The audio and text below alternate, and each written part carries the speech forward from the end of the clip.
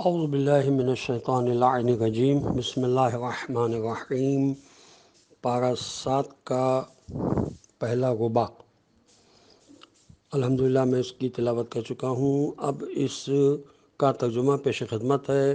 آپ سے گزارش ہے کہ قرآن مجید کی آیات پارہ 7 کی اپنے سامنے رکھیں اور آیت پر نظر دوڑاتے رہیں اور ترجمے کو سنتے رہیں۔ انشاءاللہ سمجھ میں آئے گا کہ کن الفاظ کے کیا معانی ہیں۔ بسم اللہ الرحمن الرحیم۔ اور جب اس کلام کو سنتے ہیں جو رسول پر نازل ہوا ہے تو تم دیکھتے ہو کہ ان کی آنکھوں سے بے ساختہ آنسو جاری ہو جاتے ہیں کہ انہوں نے حق کو پہچان لیا ہے، اور کہتے ہیں کہ پروردگار، ہم ایمان لے آئے ہیں، لہٰذا ہمارا نام بھی تصدیق کرنے والوں میں درج کر لے۔ بھلا ہم اللہ اور اپنے پاس آنے والے حق پر کس طرح ایمان نہ لائیں گے، جبکہ ہماری خواہش یہ ہے کہ پروردگار ہمیں نیک کردار بندوں میں شامل کر لے۔ تو اس قول کی بنا پر پروردگار نے انہیں وہ باغات دے دیے جن کے نیچے نہریں بہہ رہی ہیں، اور وہ انہی میں ہمیشہ رہنے والے ہیں کہ یہی نیک کردار لوگوں کی جزا ہے۔ اور جن لوگوں نے کفر اختیار کر لیا اور ہماری آیات کو جھٹلا دیا تو وہ لوگ جہنمی ہیں۔ ایمان والوں، جن چیزوں کو خدا نے تمہارے لیے حلال کیا ہے انہیں حرام نہ بناؤ، اور حد سے تجاوز نہ کرو کہ خدا تجاوز کرنے والوں کو دوست نہیں رکھتا ہے۔ اور جو اس نے رزق حلال و پاکیزہ دیا ہے اس کو کھاؤ، اس خدا سے ڈرتے رہو جس پر ایمان رکھنے والے ہو۔ خدا تم سے بے مقصد قسم کھانے پر مواخذہ نہیں کرتا ہے، لیکن جن قسموں کی گرہ دل نے باندھ لی ہے ان کی مخالفت کا کفارہ 10 مسکینوں کے لیے اوسط درجے کا کھانا ہے جو اپنے گھر والوں کو کھلاتے ہو، یا ان کا کپڑا یا ایک غلام کی آزادی ہے۔ پھر اگر یہ سب ناممکن ہو تو 3 روزے رکھو کہ یہ تمہاری قسموں کا کفارہ ہے جب بھی تم قسم کھا کر اس کی مخالفت کرو گے۔ لہٰذا اپنی قسموں کا تحفظ کرو کہ خدا اس طرح اپنی آیات کو واضح کر کے بیان کرتا ہے کہ شاید تم اس کے شکر گزار بندے بن جاؤ۔ ایمان والو، شراب، جوا، بت پانسا، یہ سب گندے شیطانی اعمال ہیں، لہٰذا ان سے پرہیز کرو تاکہ کامیابی حاصل کر سکو۔ شیطان تو بس یہی چاہتا ہے کہ شراب اور جوئے کے بارے میں تمہارے درمیان بغض اور عداوت پیدا کر دے اور تمہیں یاد خدا اور نماز سے روک دے۔ تو کیا تم واقعی رک جاؤ گے؟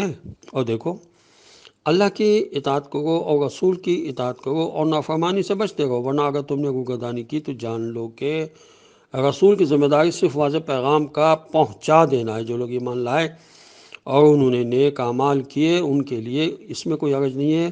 جو کچھ کھا پی چکے ہیں جبکہ وہ متقی بن گئے اور ایمان لے آئے اور نیک اعمال کیے اور پرہیز کیا، اور ایمان لے آئے اور پھر پرہیز کیا اور نیک عمل کیا، اور اللہ نیک اعمال کرنے والوں ہی کو دوست رکھتا ہے۔ ایمان والو، اللہ ان شکاروں کے ذریعے تمہارا امتحان ضرور لے گا جن تک تمہارے ہاتھ اور نیزے پہنچ جاتے ہیں، تاکہ وہ یہ دیکھے کہ اس سے لوگوں کے غائبانہ میں بھی کون کون ڈرتا ہے۔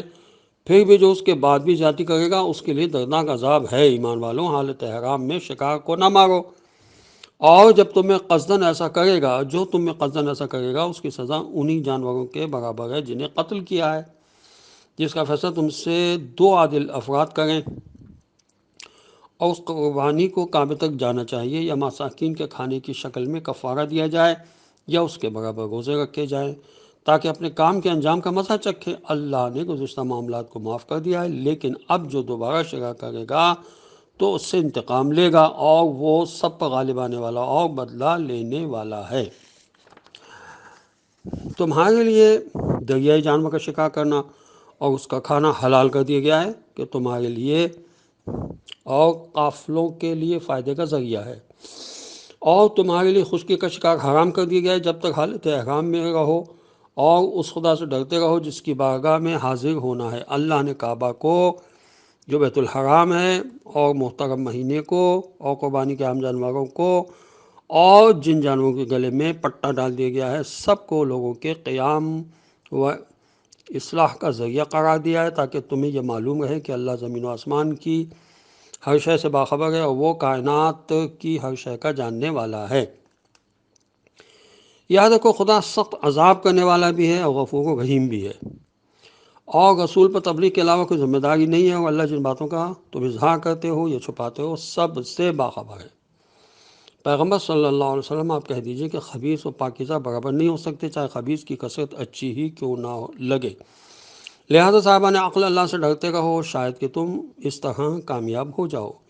ایمان والوں، ان چیزوں کے بارے میں سوال نہ کرو جو تم پر ظاہر ہو جائیں تو تمہیں بری لگے، اور اگر نزول قرآن کے وقت دریافت کر لو گے تو ظاہر بھی کر دی جائیں گی۔ اور اب تک کی باتوں کو اللہ نے معاف کر دیا ہے کہ وہ بڑا بخشنے والا اور برداشت کرنے والا ہے۔ تم سے پہلے والی قوموں نے بھی ایسے ہی سوالات کیے اور اس کے بعد پھر کافر ہو گئے۔ اللہ نے بحیرہ، صائبہ، وسیلہ اور حام کا کوئی قانون نہیں بنایا۔ یہ لوگ جو کافر ہو گئے ہیں وہ اللہ پر جھوٹا بہتان باندھتے ہیں اور ان میں کے اکثر بے عقل ہیں۔ اور جب ان سے کہا جاتا ہے کہ خدا کے نازل کیے ہوئے احکام اور اس کے رسول کی طرف آؤ تو کہتے ہیں کہ ہمارے لیے وہی کافی ہے جس پر ہم نے اپنے آباء و اجداد کو پایا ہے، چاہے ان کے آباء و اجداد نہ کچھ سمجھتے ہوں اور نہ کسی طرح کی ہدایت رکھتے ہوں۔ ایمان والوں، اپنے نفس کی فکر کرو۔ اگر تم ہدایت یافتہ رہے تو گمراہوں کی گمراہی تمہیں کوئی نقصان نہیں پہنچا سکتی۔ تم سب کی بازگشت خدا کی طرف ہے، پھر وہ تمہیں تمہارے اعمال سے باخبر کرے گا۔ ایمان والوں، جب تم میں سے کسی کی موت سامنے آ جائے تو گواہی کا خیال رکھنا کہ وصیت کے وقت دو عادل گواہ تم میں سے ہوں یا پھر تمہارے غیر میں سے ہوں۔ اگر تم سفر کی حالت میں ہو اور وہیں موت کی مصیبت نازل ہو جائے، ان دونوں کو نماز کے بعد روک کر رکھو، پھر اگر تمہیں شک ہو تو یہ خدا کی قسم کھائیں گے کہ ہم اس گواہی سے کسی طرح کا فائدہ نہیں چاہتے ہیں، چاہے قرابت دار ہی کا معاملہ کیوں نہ ہو، اور نہ خدائی شہادت کو چھپاتے ہیں کہ اس طرح ہم یقیناً گناہ گاروں میں شمار ہو جائیں گے۔ پھر اگر معلوم ہو جائے کہ وہ دونوں گناہ کے حقدار ہو گئے ہیں تو ان کی جگہ دو دوسرے آدمی کھڑے ہوں گے، ان افراد میں سے جو میت سے قریب تر ہوں، اور وہ قسم کھائیں گے کہ ہماری شہادت ان کی شہادت سے زیادہ صحیح ہے اور ہم نے کسی طرح کی زیادتی نہیں کی ہے، کہ اس طرح ظالمین میں شمار ہو جائیں گے۔ یہ بہترین طریقہ ہے کہ شہادت کو صحیح طریقے سے پیش کریں، یا اس بات سے ڈریں کہ کہیں ہماری گواہی دوسروں کی گواہی کے بعد رد نہ کر دی جائے۔ اور اللہ سے ڈرتے رہو اور اس کی سنو کہ وہ فاسق قوم کی ہدایت نہیں کرتا ہے۔ ہمیں یہ یاد رکھنا چاہیے کہ جس دن خدا تمام مرسلین کو جمع کر کے سوال کرے گا کہ تمہیں قوم کی طرف سے تبلیغ کا کیا جواب ملا، تو وہ کہیں گے کہ ہم کیا بتائیں، تو خود ہی غیب کا جاننے والا ہے۔ اس وقت کو یاد کرو جب خدا نے کہا کہ اے عیسیٰ ابن مریم علیہ السلام، ہماری نعمتوں کو یاد کرو جو ہم نے تم پر اور تمہاری والدہ پر نازل کی ہیں، کہ روح القدس کے ذریعے تمہاری تائید کی ہے کہ تم لوگوں سے گہوارے میں اور ادھیڑ عمر میں ایک انداز سے بات کرتے تھے، اور ہم نے تم کو کتاب و حکمت اور توراۃ و انجیل کی تعلیم دی ہے، اور جب تم ہماری اجازت سے مٹی سے پرندے کی شکل بناتے تھے اور اس میں پھونک دیتے تھے تو وہ ہماری اجازت سے پرندہ بن جاتا تھا، اور تم مادر زاد اندھوں اور کوڑیوں کو ہماری اجازت سے صحت یاب کر دیتے تھے، اور ہماری اجازت سے مردوں کو زندہ کر لیا کرتے تھے۔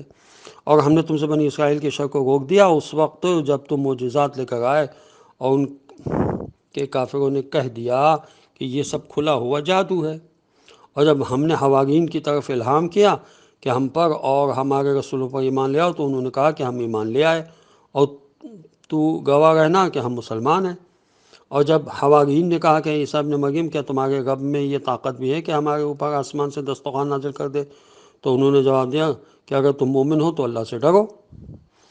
ان لوگوں نے کہا کہ ہم چاہتے ہیں کہ ہم اس میں سے کھائیں اور اطمینان قلب پیدا کریں، اور یہ جان لیں کہ آپ نے ہم سے سچ کہا ہے، اور ہم خود بھی اس کے گواہوں میں شامل ہو جائیں۔ عیسیٰ ابن مریم علیہ السلام نے کہا، خدایا، پروردگار، ہمارے اوپر آسمان سے دسترخوان نازل کر دے کہ ہمارے اول و آخر کے لیے عید ہو جائے اور تیری قدرت کی نشانی بن جائے، اور ہمیں رزق دے کہ تو بہترین رزق دینے والا ہے۔